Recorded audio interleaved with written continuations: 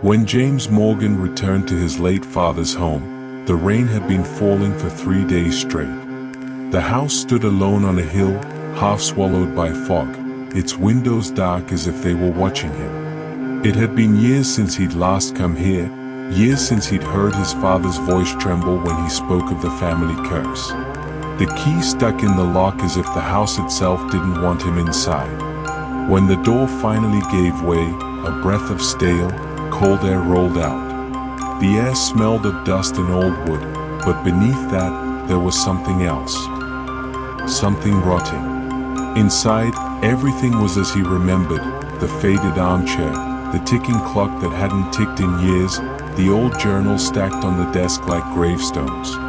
He lit a candle, and its flicker danced across the walls, revealing words carved into the wood. "We are never alone in this bloodline." James frowned. He had always thought his father's madness came from isolation and grief. All those stories about a spirit that haunted their family, whispers passed down from generation to generation, he'd never believed any of it.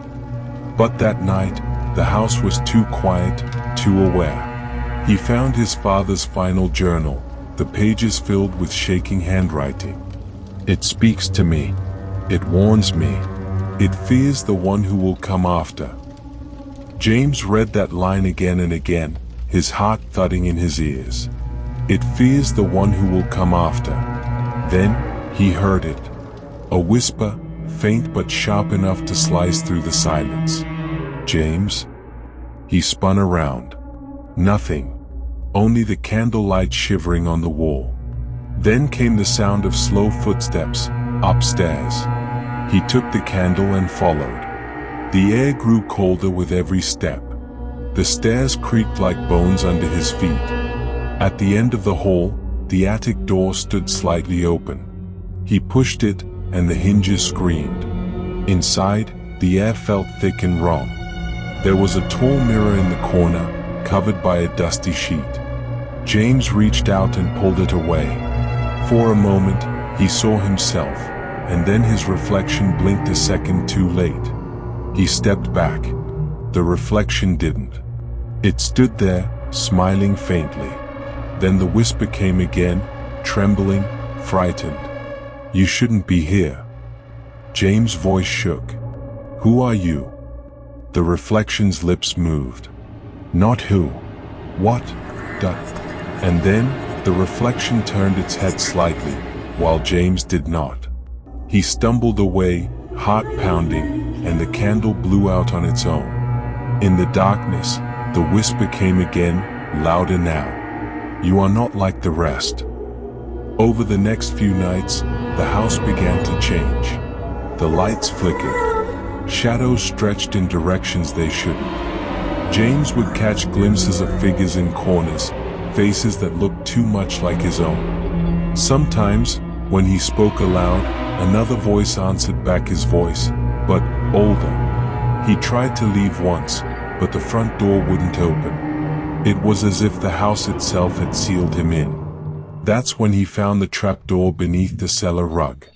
It led down into a small underground room lined with candles that had long burned out. And there, stacked neatly, were more journals. Older ones.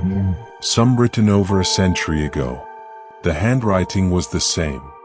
Every entry signed with the same name, James Morgan. His breath caught as he opened one dated 1873. "The spirit runs through our blood. Each son born inherits it. But if ever one is born under the eclipse, he will carry both bloods, human and spirit. He will not be its host, but its end." He dropped the journal. His hands were trembling. The whisper returned now everywhere at once, like the walls were breathing. "Leave this place, before we all burn." James shouted, "Why are you afraid of me?" The house groaned. The air vibrated with hundreds of whispering voices, all layered together. "Because you are not our heir," the voices cried. "You are our grave." The walls pulsed like flesh. Pictures fell. The floorboards shivered under him. Dozens of ghostly faces pressed against the air, translucent, screaming. He saw flashes of his ancestors, each one dying violently, fire, drowning, choking. Every one of them looked terrified. And through the chaos, a single thought bloomed in Elias' mind. They weren't haunting him. They were hiding from him. He stood slowly, blood trickling from his nose. "You've spent centuries inside us," he said softly, "feeding on our fear. But now," he smiled, "it's my turn." The air snapped and the spirit screamed. They lunged at him, hundreds of them, a storm of rage and fear. But as they touched him, they burned like paper.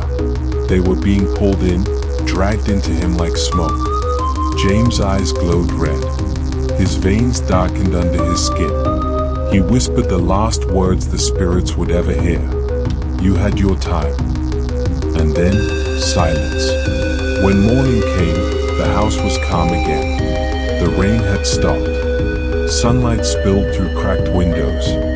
James sat at the old desk, writing in the final journal. His hand didn't shake anymore. The ink flowed smooth and steady, the handwriting perfect.